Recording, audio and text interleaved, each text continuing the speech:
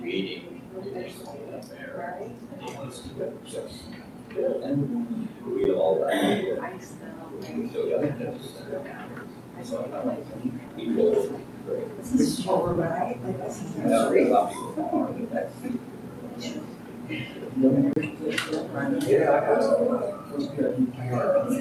don't know. I know. It's like, I can't. So then everything else is still well. I think so. We're a little proud of the kids said, but it was the lunch here. The floors, yeah, great, but the walls are all dressed. So like drywall.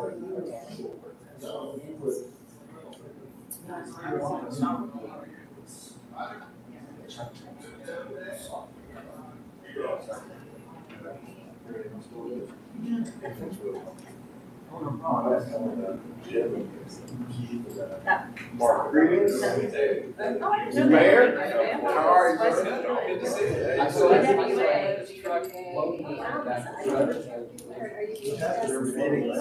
I am. All right.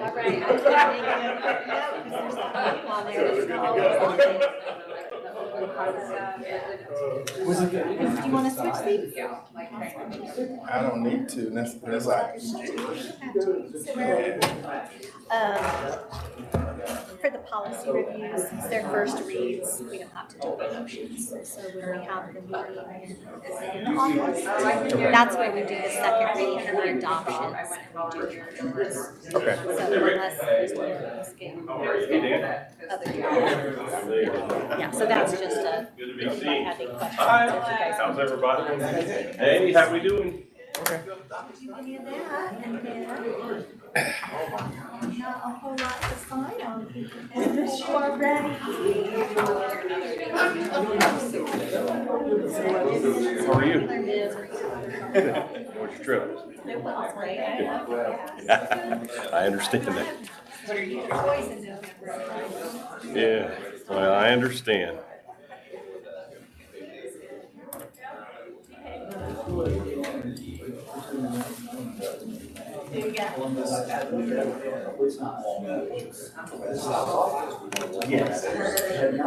How's your vacation? You were on vacation? Oh, it's fantastic. Yeah, South Dakota. South Dakota. South Dakota with grandbabies, so. That just goes back to her, I think. I've discovered I have a big rip in my pants, so I don't really want to get up and walk over. Oh. So I'll just sit. Yeah, well, and it was just like, so there were motorcycles. Oh. They're about $5. No. Well, there need another options down there. You need me to do that? You can. How are you? Never heard. Yeah, you're here, that's fine, I know. Is that what you're saying? Well, I only found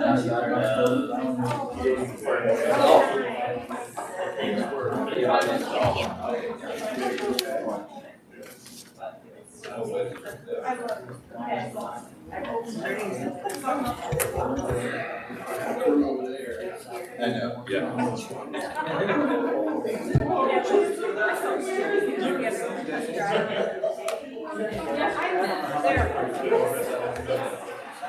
When I got it, I just. Oh, I'll let you. Oh. I get down the road. Hello, how are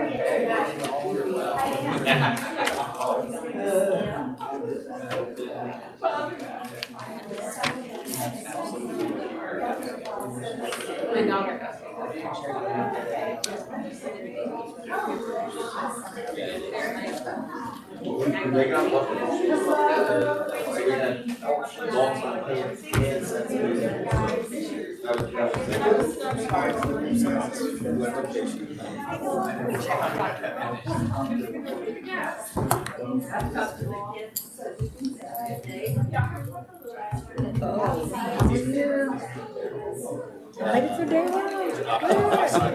How you? No, just since it was over. Look, your bag. So now I was like, so Mom, I can't tell you about my day. I said, you tell me about I just texted friends and said, hey, I'm at the board meeting. Oh, big C. Okay, cool. Yes. Yeah, that's it. Sir.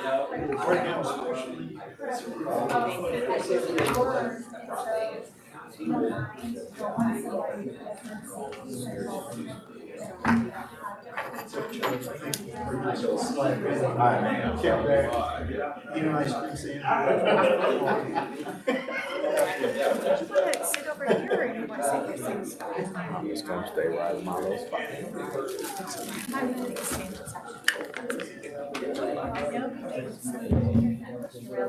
Yeah, the cookies make it home with me. We ready? Let's call the meeting to order. Stand if you would. Let's have a moment of silence.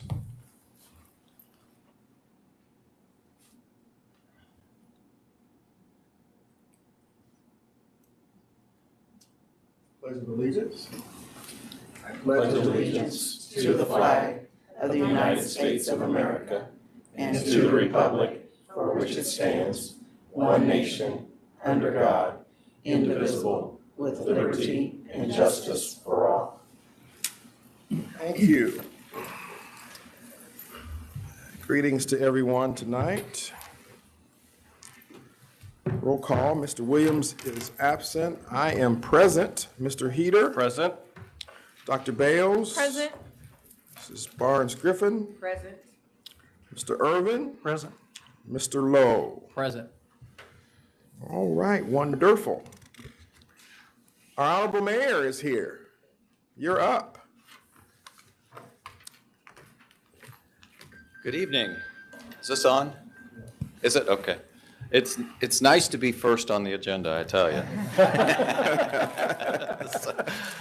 Just saying. I gave and these are just drafts, but I just kind of want to explain, the city of Muncie did receive a READY grant. And that READY grant is all centered around the McKinley neighborhood. It is considerable funds.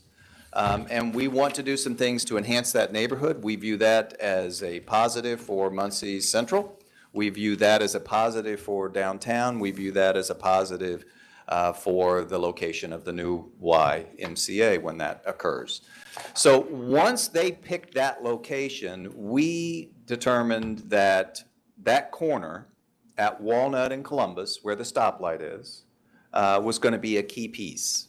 So as we looked at that, it's just a short 3.5, 4 blocks from Muncie Central and Walnut Street to the Cardinal Greenway. So we're looking at Columbus Avenue as a way to connect the city and downtown through that particular street to the Cardinal Greenway. So we have some ideas there. Nothing is firm.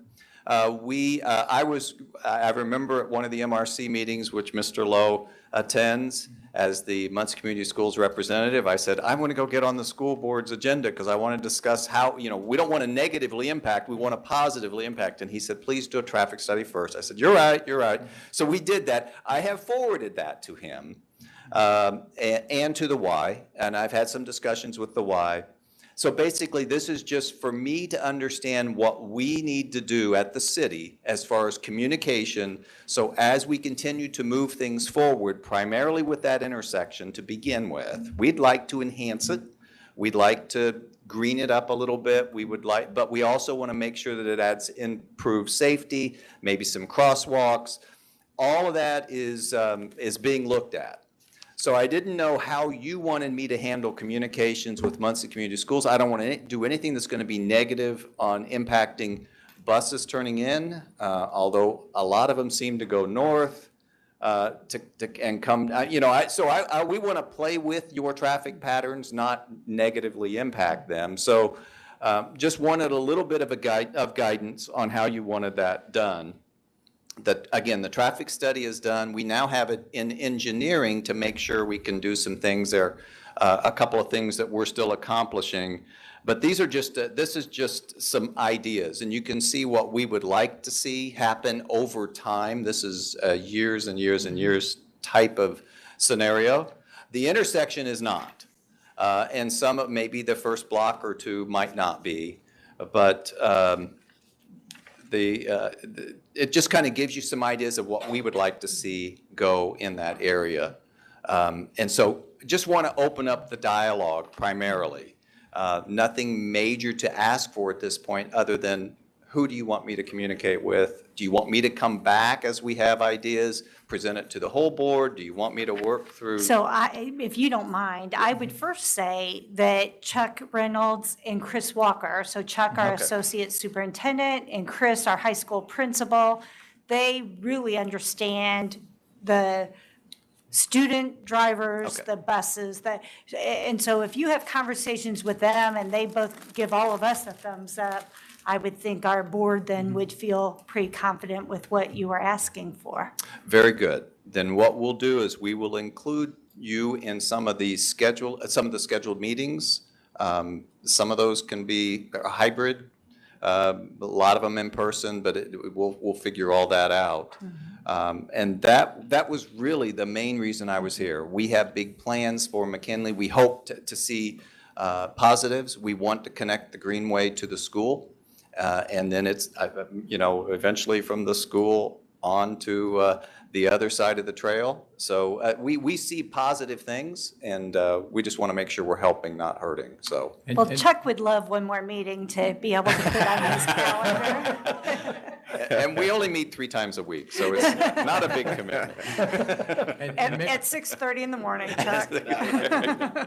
And Mayor, I took the copy of that report and sent it to Brad and Leanne, so they have copies. Excellent. Chad has a copy from the YMCA, and he'll share that with, I know with Tasha and Dave, you're on that committee, so he'll share it with us. So as we talk about how the YMCA will affect traffic at that particular location as well. So, Okay. good, thank you for the study. Okay. Yeah. So I'll include Chuck and Chris in Thank you. future efforts, and we'll get everybody's, and then you just bring up whatever challenges that we need to overcome, and we'll take care of it. That's it, unless somebody has questions. Yeah, So- it looks great. Thank you. Thank you. All right, thank you. I do have one question. Oh, yes. You think this is a 5-year, 8-year vision tomorrow? How long will it take to build this out? Well, the money's in the bank now. Oh, it is? So, Okay, good. so as soon as we can move something forward, we would love to. We would love to. This is going to be great for that area, Yeah, town. we think so too. Yeah. We think so too. I guess I do have a question. If you can answer this question. You already have the properties that you need in that area? Very close. There's some under, some under. I didn't step in anything, did I? Okay. Overwhelming majority, there are 3 or 4 that are under negotiation right now. One's an agreed upon, it's just not closed, and so, Okay. Yeah. Great. so we're real close. Just wanted to be careful how I answered that. Sure. Okay, Great. Thank All you. right. Thank you. thank you. Thanks. Excellent. All right, Dr. K, updates? Well, I have to begin by talking about the band. Our band had a competition at the state fair on last Friday. They did a remarkable job, and this year we came in 3rd. We believe we should be 1st, but the judges, we were 3rd. But the kids worked extremely hard throughout the summer, and they have the best leaders who are guiding them along the way. And so I really want to acknowledge all of their hard work. And, we had opening day yesterday, which it seems like it was a week ago, but it was just yesterday. And Zachariah Jones sang for the band this year, and he presented with us at opening day to talk to the teachers about how all the teachers have inspired him throughout his days from elementary all the way through high school. So I was having conversations with him before it, and he was just sharing just how much that experience with the band, how it really affected him and how it's driving him for what he wants to do in his future. So great experiences for our kids. Today was our first day for students, and it was a magnificent day. We had, all of us were in buildings all day and started busy in the morning, but we like it busy. That means we have students coming back, and parents and students are, if they hadn't enrolled, they were getting enrolled. We got people to classes quickly. Buses were picking students up. Teachers were very engaged and happy, and students were happy. So we had a great first day. And I believe this is a sign for our entire school year. I know, we haven't really talked much about the pandemic and COVID. And so that's fabulous to feel like maybe this is going to be a somewhat of a normal year for us. And then our new security team started today, and boy, it was nice seeing them out and about in all of our schools as well, already connecting with kids. But what I really want to point out is while we know that's an important part of all the work that they do, equally important is the training they receive. And they have had extensive training this summer, and they'll continue receiving training. And so I feel good about not only the relationships they'll build, which we know is important, but also that they can provide a secure school for us. So we feel excited about that. So I believe that's my update for today. All right, great. Sounds good. Right, do we have any public comments? Yes, sir.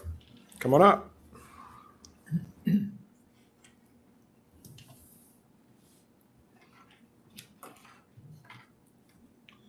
Rick Yenser, former newsman, author. I have business interests here in Muncie. It came to my attention about a week ago that you're looking at changing how speech is heard by the board. And I would remind the board, most probably know, that speech is protected under the U.S. Constitution, always has and always will be. In this state, you can create policies and even try to control it, but free speech cannot be controlled. I've been around here for half a century, and last year I think I saw something I never saw before, and that was a citizen being escorted out of the public meeting. Even back in the days when we had louder voices in this community, they were never told to leave.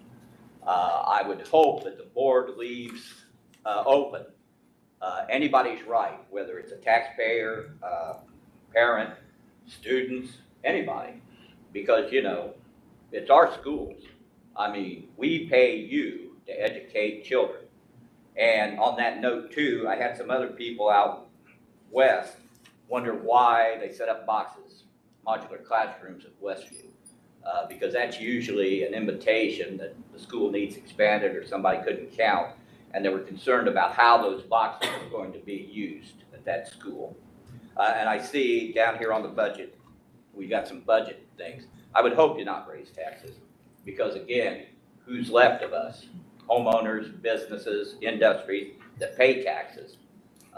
We don't need another increase from whether it's the schools, the government, or all the other tax districts that depend on property and income. And I'll remind you, as some of you all know, this economy here has taken big hits, and the way it's evolved with the biggest employers, the university, the hospital, they don't pay property taxes, and that's a direct hit on you and the government. So again, I hope you spend our money wisely and also not raise our taxes, because you know as well as I do, these years that we've gone through, we don't have Chevy, we don't even have Muncie Mall anymore, some of the biggest taxpayers in our community.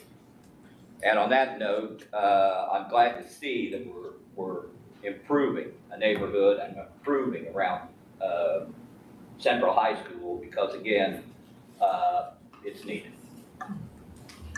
Thank you.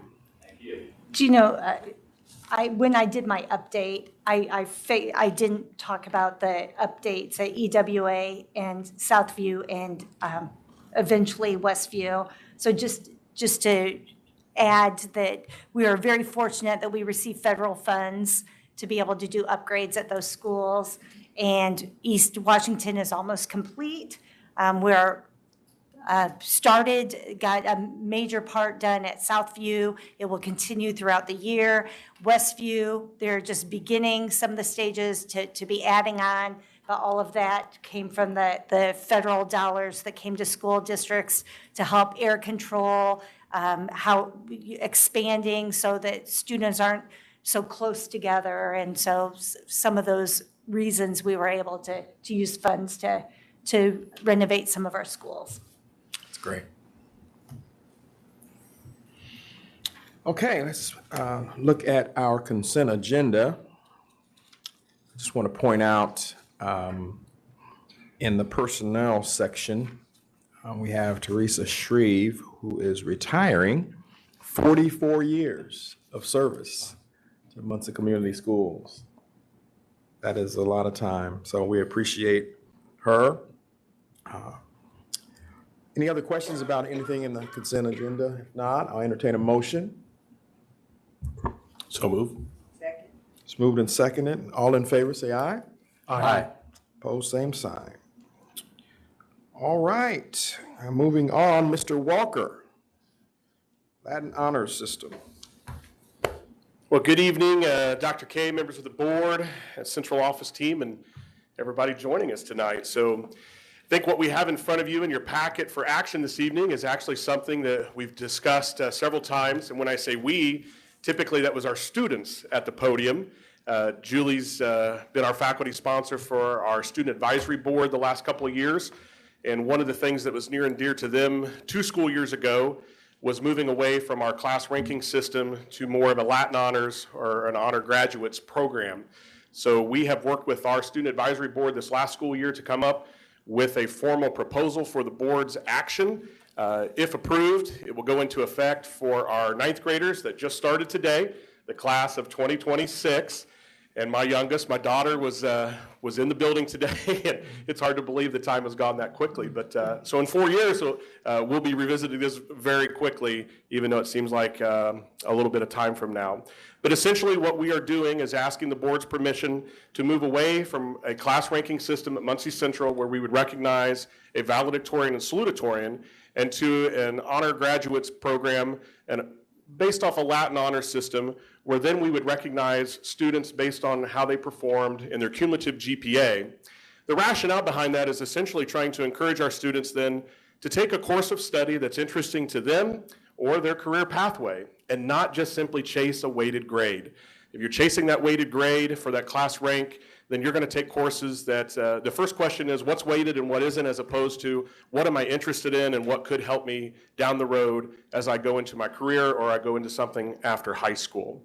So with that being said, you see in your handout in your packet where those classifications would come from. And this is straight from our student advisory board. They did a fantastic job working with Mrs. Snyder. They did a ton of research on a number of schools within our conference that are similar size to us, similar demographics to us.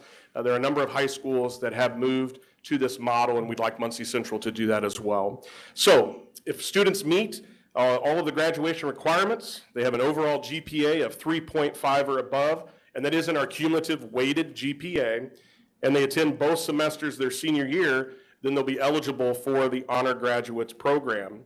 Those distinctions are cum laude, which is with praise, where it starts at 3.5 and goes up to 3.74. At magna cum laude, or with great praise, is 3.75 to 3.99. And then our top classification is summa cum laude, or with highest praise, and that would be those students earning a 4.0 or higher. And as we read off every year at graduation, we're typically in the ballpark of around 40 students graduating every year that are 4.0 or above, even all the way up to 5.0 with our top academic students. So with the board's approval, we would move to this again for the class of 2026. I have introduced or outlined the rationale behind that. But assuming that it would be approved, a big shout out to Mrs. Snyder and all the students who felt this was something necessary for us to look into. I feel like we've done our due diligence to do that. We've listened to our students and our community, and therefore we bring to you tonight for action the Muncie Central Latin honors or honor graduates policy for a vote. And I would entertain any questions if you have any. Any questions for Mr. Walker at all? Okay. As you say, the students have been actively involved. Very active, And yeah. It's great. Yeah, very active, and not only with the meetings with Mrs. Snyder, I know Dr. K's attended several of those sessions as well, and but yeah, they did a great job with the research and where they've come from, and in terms of just making sure that our students are recognized for their hard work and maybe not chasing that weighted grade and actually taking some courses they're truly interested in. And we offer over 400 courses a semester, as I'm sure Mr. Shermetta and Mrs. Snyder could tell you. It's quite a busy place, but I think it'll allow our students to expand their horizons in that. And we're excited for that. Yeah. Chris, I just wanted to, this is extremely well done. I wanted to thank everyone that was involved with it, but particularly the students. The students have done a phenomenal job, beginning with their first presentation to us. This is well thought out. I think any of us would be very proud of the work they did to bring this to us. And so thanks and appreciation to all involved, especially the students. Yep. As Julie's told me before, we just need to get out of the way and let our students make us look good, and they've done a good job with this. Excellent. Second. It's moved and seconded. All in favor, say aye. Aye. Thank you for your support. Motion carries. Thank you, Mr. Walker. Internal control document. Thank you. Included in your board packet, every year I present the internal control document. The State Board of Accounts requires us to put forth in front of the school board. We like to have this on file on record when we have our audits each year with the State Board of Accounts. So presented in front of you is the updated document. We ask board permission to approve that. It's pretty much about the same document as we had the year before. The highlights are simply, it also details examples of how to handle items and how to handle cash and how to handle different topics in the business office as well as at the school sites, as well as establishing irregular variances, losses, or shortages of materiality at $500 level or $5,000 for non-cash items. That's the same as last year. So in any event, present that to the school board. I'd entertain any questions you may have, but other than that, we're looking for a motion to approve. Brad, I just had one question there. On the column that talked about separation of duties, those were all blank on the draft that I saw. And so those are the ones that change as people change. Right, correct. And right. Yeah, and I think it's important to note that it wasn't incomplete. It's the way the policy needs to be written. Right. So I'd move approval for the control document. Second. It's moved and seconded. All in favor? Aye. Right. Bus replacement. Thank you. What I'd like to do is take all those items together, the bus replacement plan, capital project plan, and the permission to advertise the budget, because it all represents the 2023 budget. What this represents together is basically the permission to advertise presentation for the 2023 budget for Muncie Community Schools. This is a function of items that we have to do legally each year during this particular time frame in order to meet the guidelines for the state of Indiana. So if we could, we'll just run through a brief PowerPoint slide presentation that we have. Basically, the budget process tries to answer the question, where have we been, where are we now, and where are we going to go over these next 18 months? Because the budget process itself represents the last 6 months of 2022, and then it represents the 12 months of 2023. So that's why it covers 2 school years. Currently, the funds that make up, or I like to call them the buckets that make up the budget, is education fund, operation fund, and the debt service fund. So those are the only 3 funds that make up the budget. So when we talk about grant funds or Title I, or if we talk about food service, they're not in the normal, because they're not supported by taxes, okay? They're not supported by a tax rate. And of those specific 3 funds there, education, operation, and debt service, Only 2 of those funds are supported by a tax rate, and that's the operation and debt service. Education fund, that's supported by your school funding formula at the state level. So next slide, I just briefly try to explain what those buckets of funds are. The largest fund that we have is the education fund.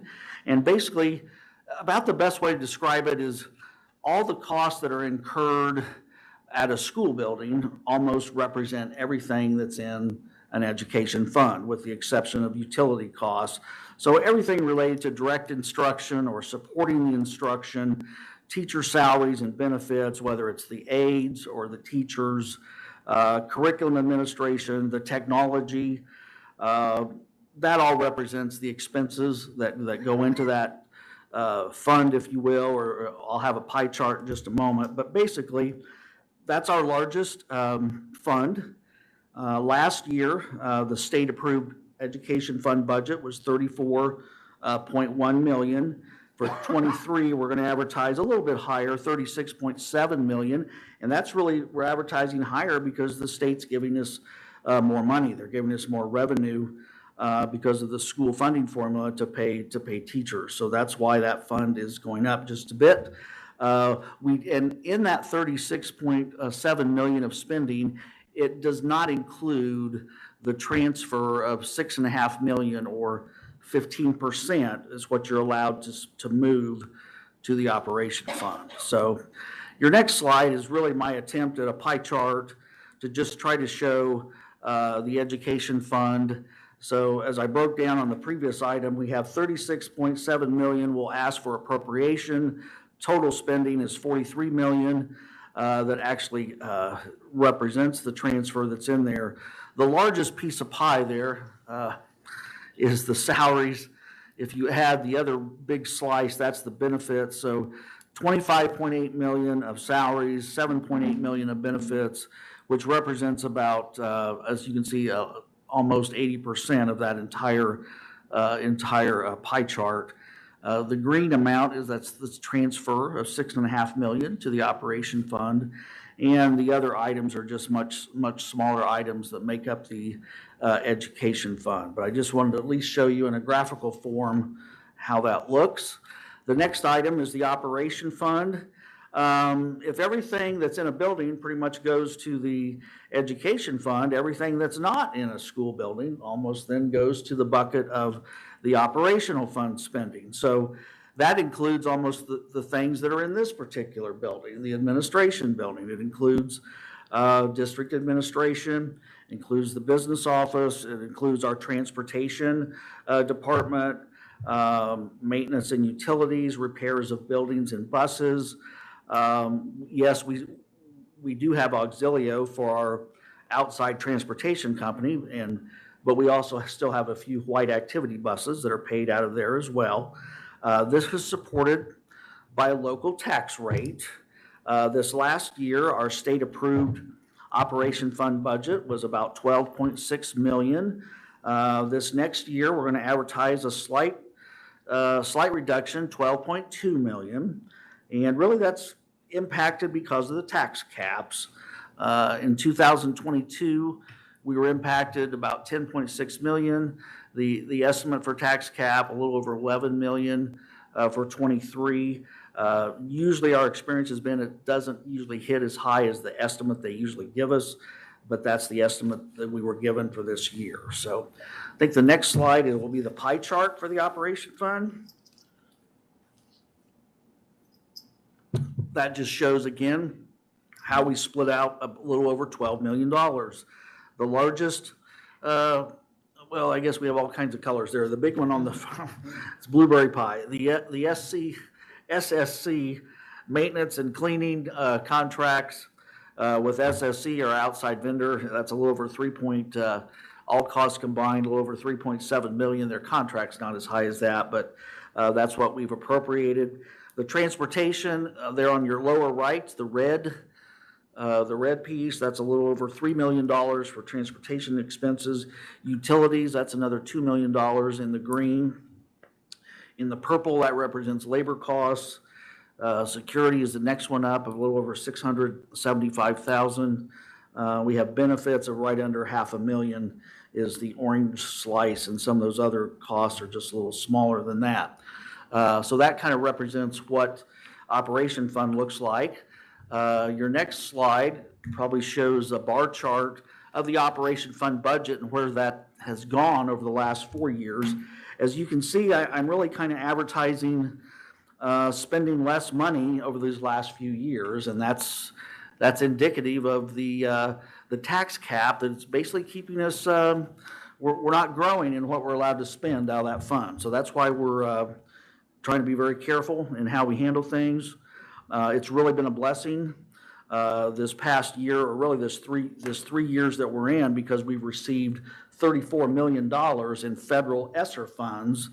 Those federal ESSER funds is how we are doing the renovations at Westview, at Southview, and EWA, and that's allowing us to renovate our buildings. And we would have had to issue bonds or something along those lines, because you just couldn't do those renovations out of your normal operation fund budget. The next one is just really the debt service fund. That's the only other fund that receives a tax rate that comes from your local taxpayers, and this pays for your long-term debt of the district. And what this does not include, this does not include the state loan that the school system here in Muncie that we received $12 million back in 2019. That's not part of the debt service fund because we don't have it. There's no tax rate. There's no interest rate. There's no tax rate paying back that state loan. And that's been paid, that initial $12 million, we're following the amortization schedule. That's down to a little over $10.7 million, I believe. We're paying that back about $50,000 a month. So anyway, the state approved debt is $5.1 million. That's what it was in 2022. The reason you see it advertised at $9.5 million is because we're paying off the really large payoff of the 2014 GO bond. So that's why it had to increase so much for the appropriation. We have the cash on hand. That's why the tax rate will still be level, but that's just the way the amortization schedule was structured. So that's why it looks like, wow, your appropriation really did have to go up, and it did, but because we were paying off the GO bonds in 2023. The next slide I have up there is really your total outstanding debt service. All those together represented a little over $27 million in outstanding debt principal. That was as of the end of June. And really that really large, well, it's really the first column there, the $7.4 million, that would be going away at the end of next year. So that's why our principal debt is really going to be falling. Okay, the next one, I just have a brief slide there. To talk about the capital projects plan, that's embedded now, all those line items for spending, because this was kind of part of the old definition, or this was part of the old buckets, if you will, that kind of ended 5 years ago.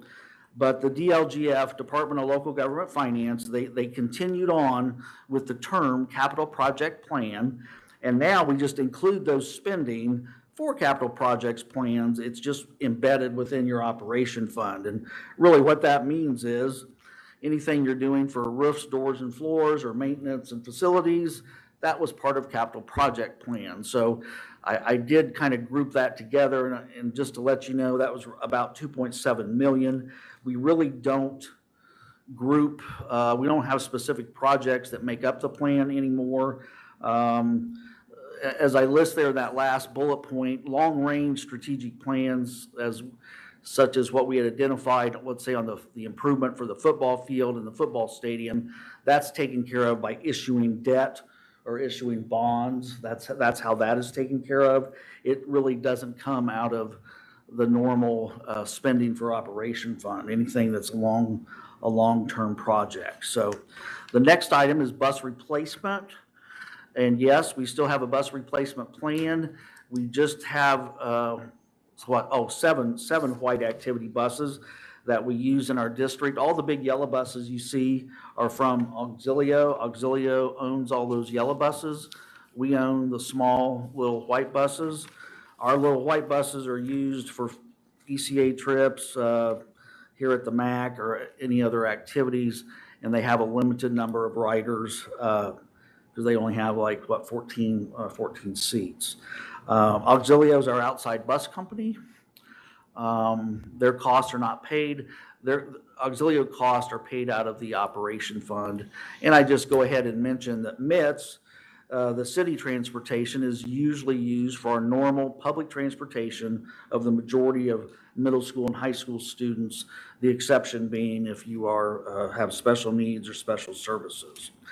My next slide there, I'm not trying to confuse you with a bunch of, I was just trying to show on one slide, advertisement versus the actual rate.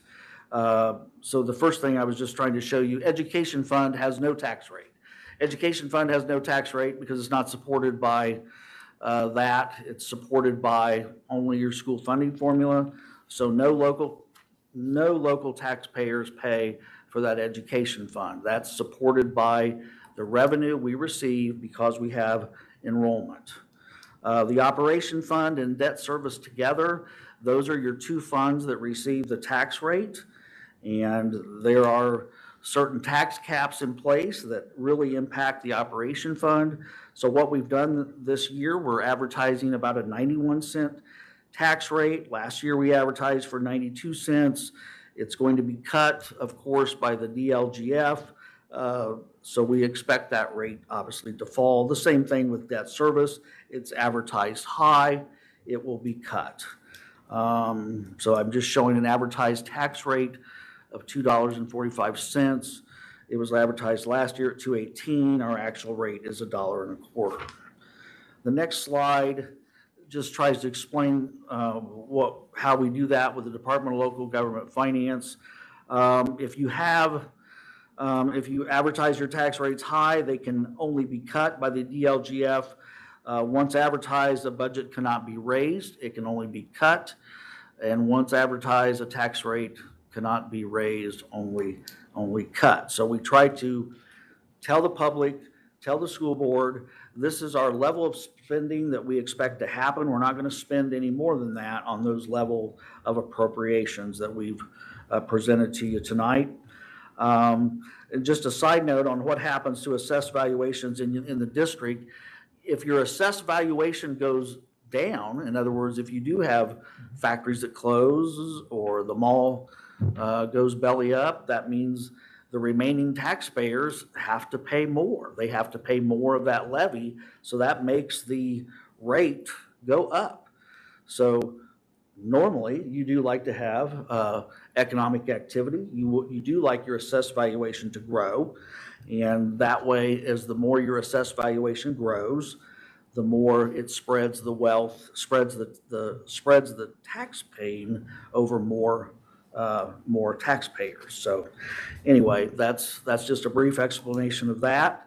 The next slide, I just show the timetable we're following this particular year. Tonight's our permission to advertise meeting. We'll get these items advertised tonight and tomorrow on the state and our public website. In 2 weeks, we'll have what's called the public hearing for the budget. And then our budget adoption will be September 13th. The next slide, I just wanted to show you how this works when we advertise for property taxes. We advertise very high for the levy at $35.5 million. Our levy this year was only 21.4. What you have to keep in mind, we've only been collecting property taxes a little over 10 million for each of the last few years because our tax cap this year a little over 10.6 million. So I'm showing there to probably collecting taxes this year about 10.8 million. And next year, the tax cap also in that $11 million range. So, Brad, yes. Just to clarify, that means that 21.4 million is the actual levy that's based upon assessed value. Yeah, it's a gross levy, right. It's a gross levy. And because of the tax caps and because we've lost 3% tax cap properties, what we actually receive is about half of that. That is correct. Okay, I just wanted to make sure. And that- the 3% is the businesses. You're talking the industrial. Right, 3% and 2%. 1% for homeowners, Right, 2% for other, 3% for businesses. Yeah, right. And it's And I- protecting the individual. It's protecting the individual. But I think it is important. I mean, Rick brought that up in his public comments, and I think it's important that money goes to pay debt and to pay for the operations of the school corporation. So, Right. So I think that's the balancing act that frankly, you and Dr. K and the rest of the administration have done a fantastic job of managing costs that have gone up when we have been very limited in this community with any appreciation that we've seen.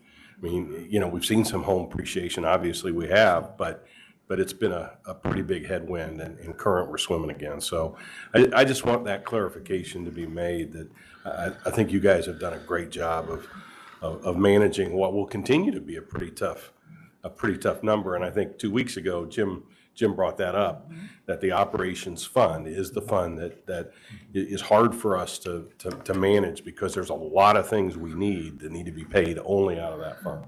I shared this when we had our administrative retreat, and if you look back at, 7 years ago, we were collecting about the same that we are now. I mean, really now we're even collecting a little less, but when you think of, transportation costs or salaries in, 7 years, think about how those have climbed, but yet we still have the same dollar amount to try to be able to manage all of that. And we're one of the districts that are the hardest hit with our tax cap. And so that's challenging for Muncie Community Schools. Well, sorry to digress, but I think putting that clarification. And that's in each school district in the state of Indiana, we're all given the same, it's called the levy growth factor. And really not to confuse you with that funny name, but it allows, this particular year was 5%.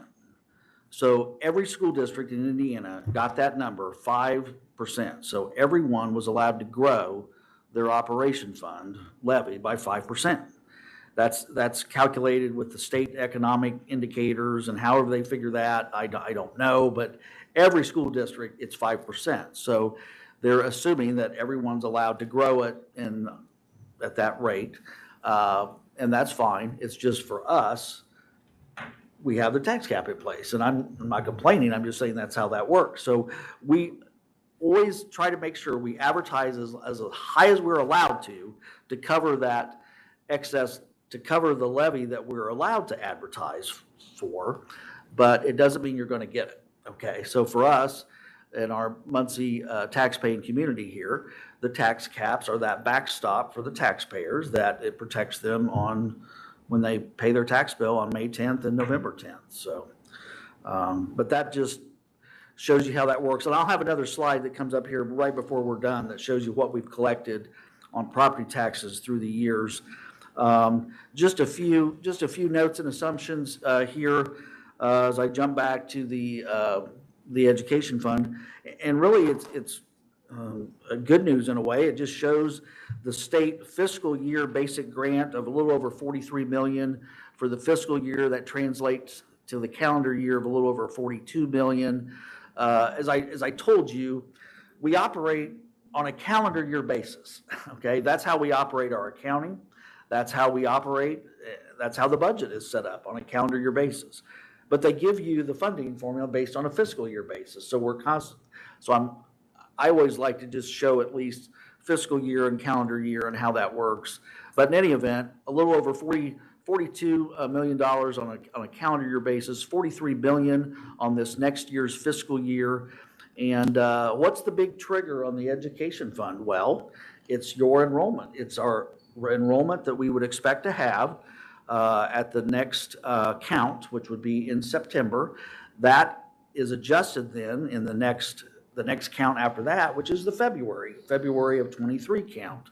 So our assumptions for the education fund for this school year, for this fiscal year, is based on a count in September that's very stable with what we had clear back in February. So we're not really expecting to see enrollment fall. And With that being said, our enrollment, we expect the revenue to still be very healthy. We are still expecting a cash flow surplus in 2023. We still expect, as you can see, an estimated ending cash balance just dedicated to the education fund, right under 18 million at 17.9 million. We're still expecting to transfer from education in the operation fund of 6.5 million. So I always like to say, okay, yes, we are projecting a balanced budget. In other words, we're expecting revenues to be higher than expenses, and enrollment, of course, remains the biggest variable. I have a few assumptions there for the operation fund. We'll still make the transfer, 6.5 million. I kind of broke it out in a few more ways here. Those former general fund expenses, about 6.5 million. The capital equipment items, about 2.7 million. Transportation, just the contract, about 3 million. Total advertised spending, 12.2. So yes, that's a projected spending reduction of 400,000. The next slide, number 18, that shows what we're going to advertise, in which it's really, I kind of put it at your desk. It's the Form 3. It's the Form 3, the budget to advertise. It shows the education fund, a little over 36.7 is the spending. Debt service is 9.5 million. Operation fund, there's the 12.2. The total budget for those three funds of spending, 58.4 million. I'm also including the rainy day to ask for approval of 2.6 million to start spending some of that either towards our early payoff of our school loan with the state of Indiana, as well as being a backstop, if you will, if we do run into any issues on the operation fund. Right now, our current rainy day balance, we still have enough money in that balance. We could pay that off for the state loan as we sit here right now. The rainy day fund balance still expected to be over 10.5 million at the end of December. And still, if we're able to, we will continue to transfer money into rainy day and make that balance higher by the end of this year. There's that max levy. The note there on the bottom, I put a little star beside it. The operation fund max levy for the 2023 cap, that is defined by the state of Indiana. That is taking the previous year's operation fund levy, multiplying it by 1.05%, and that's the $13.1 million. Now, we won't receive 13.1 million, but I'm just saying we're going to advertise at least as high as we are allowed to. The next slide, just once again, I'm just trying to, I'm trying to appeal to all types of viewers or listeners or however you want to be. If you like pie charts or if you like verbiage or if you like numbers, you can see that too. This is just all the numbers showing what the tax rate adds up to be.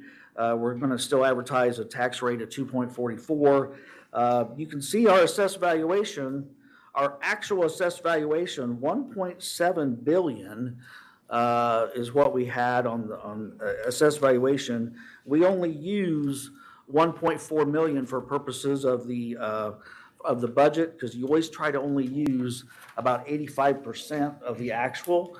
That way it's going to produce an artificially high tax rate. And the DLGF, they tell you to do it that way. So I know that sounds odd, but you don't use the full actual amount because they're just assuming what happens if you lose some of more of your tax base or more of your industry. So that's why we advertise it that way. The next slide, a few more charts and graphs, and then that'll end it here for us.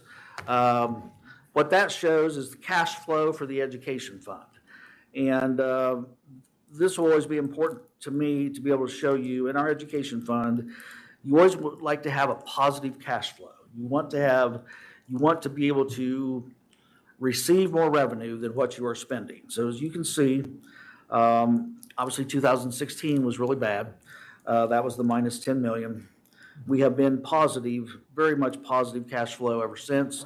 And I'm probably very conservative there, showing 2023 only at 400,000, but we have been very positive, as you can see, over these last few years. So the cash flow is positive. That's why we're growing our cash balance so high. The very next slide shows our education fund ending cash balance. The ending cash balance there at the end of 2022 will probably be about between $17.5 and $18 million, with just a little bump in 2023. So you're seeing growth in the cash balance. And for any school district, this is what you want to see. You want to see a trend of you're not deficit spending, you're not spending more money than you're taking in. So that's the trend you want to be able to see in your education fund. The next slide, I try to just show you the impact of the paying off the state loan. That's slowly going away. In theory, if I stick to their original plan, it'll all be paid off by the end of December, or by the end of 2028, June of 2028. So, and we have the ability to pay that off earlier. There's no penalty. There's no, because it's interest-free. We don't pay any interest on it. They don't charge us interest. It's not paid out of debt service. So that's why we've just been trying to manage that as we get a little bit closer to being to the halfway point on this. The next slide, and that's almost my next to last one, this is the property taxes collected. So even if you're sitting far across the room, those last 4 years are very stable. They are just a little bit over $10 million.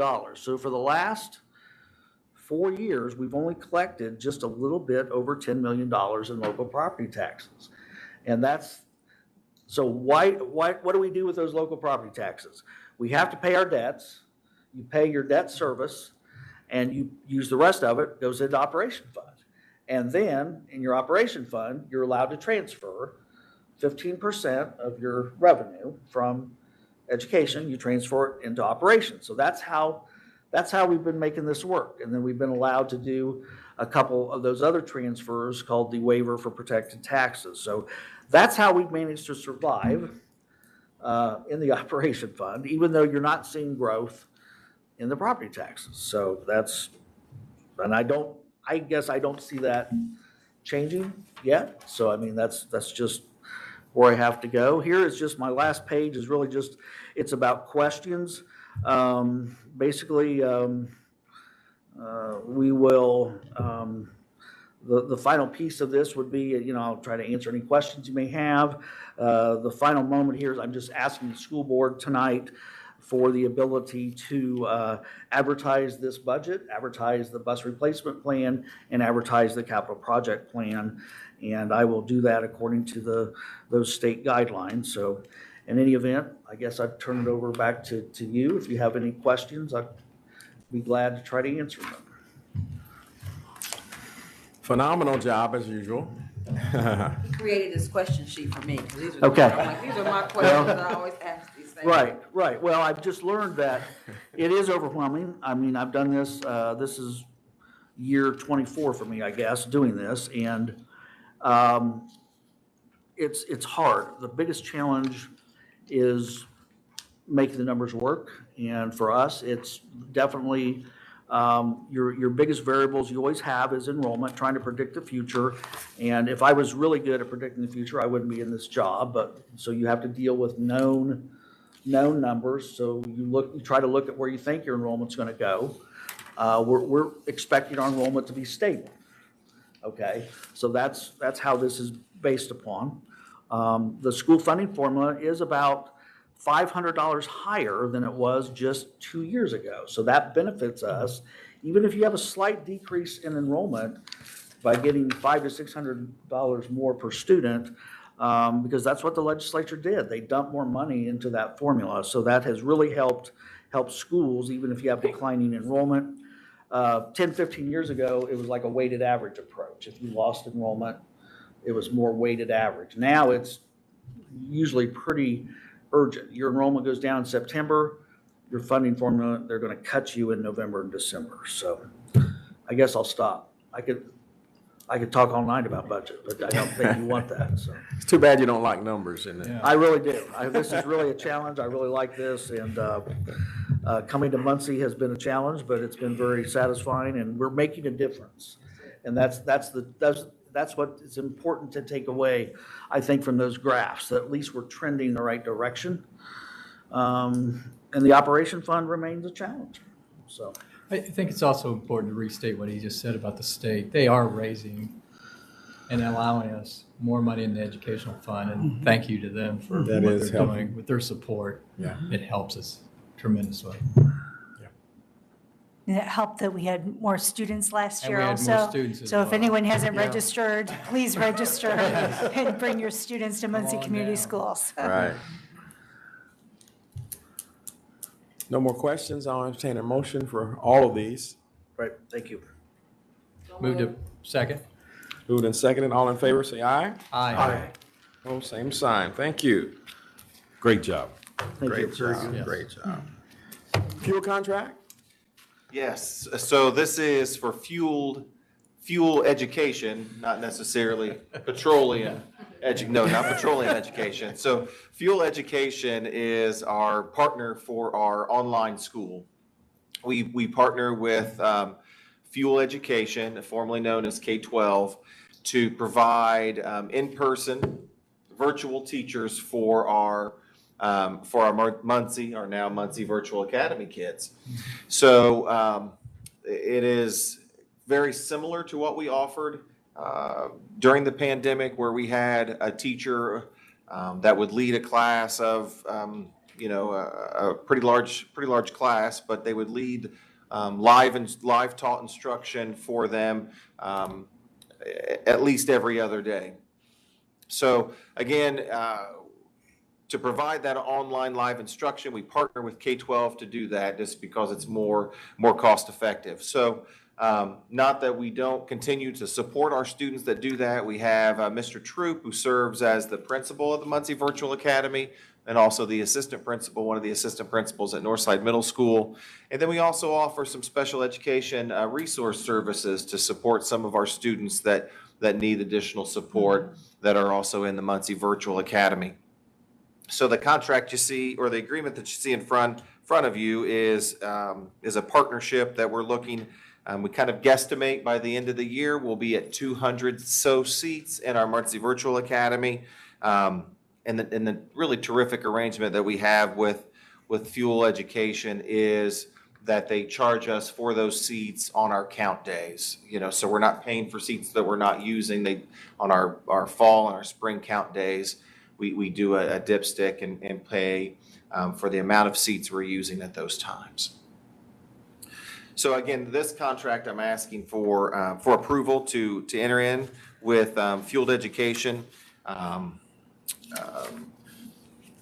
with the details listed in your packet.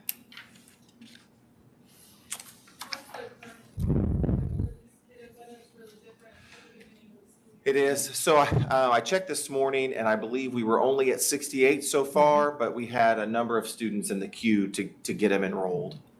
It took a little while for everything to get going, to create the school and the school number, which until we had those things, we couldn't build the school and power school, so it kind of slowed down that process a little bit. And we hope that number remains low. I mean, we really believe that in-person is best.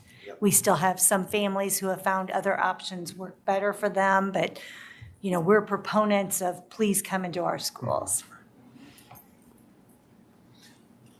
Okay. Entertaining motion? So move.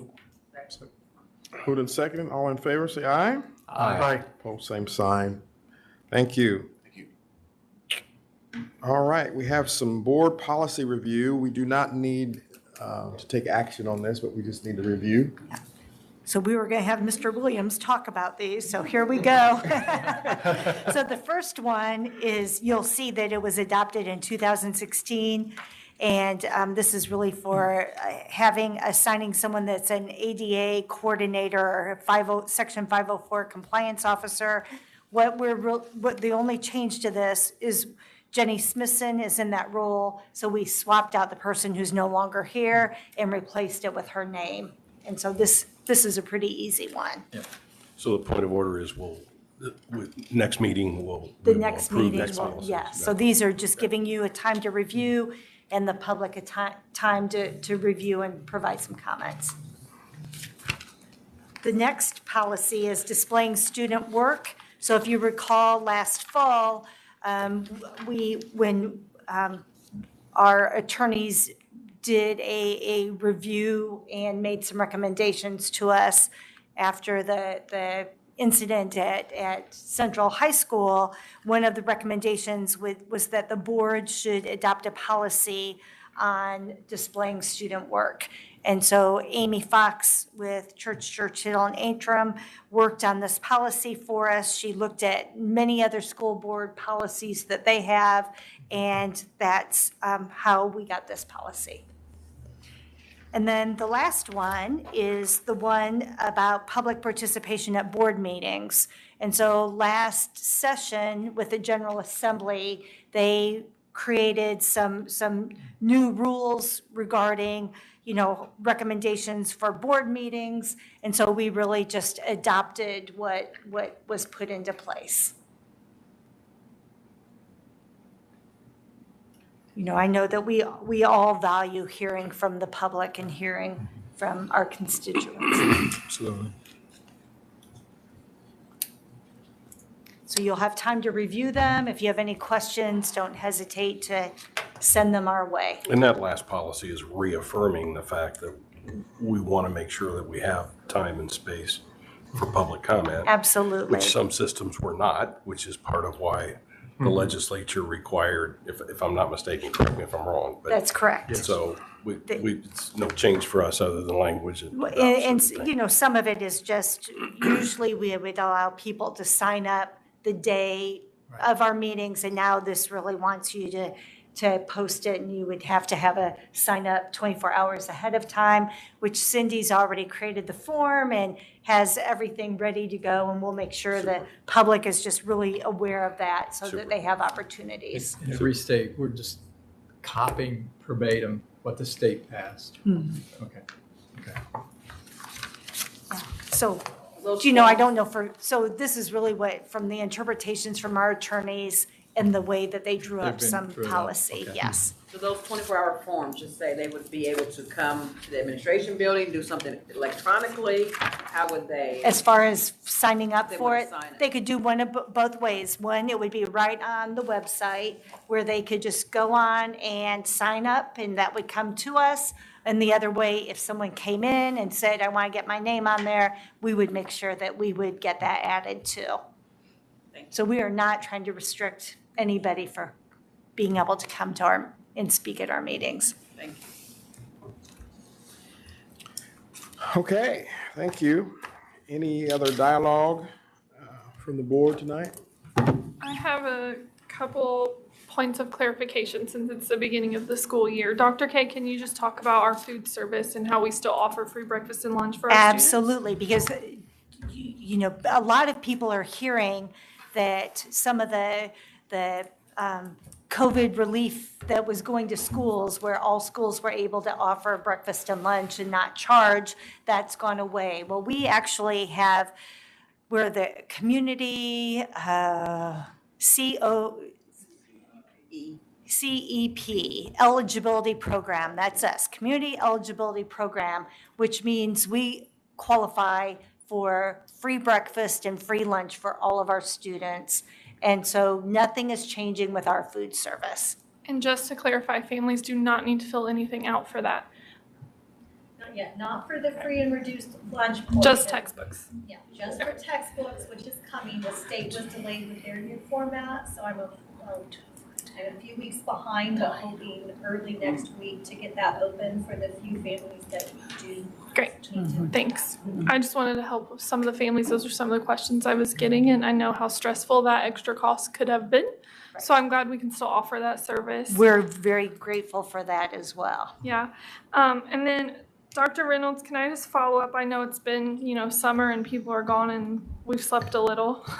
On dress code, I don't think anything changed in the handbook. I know we were working with the student advisory students and they got busy the last month of school. Right. And so I don't know I just want to make sure to get lost in the shuffle.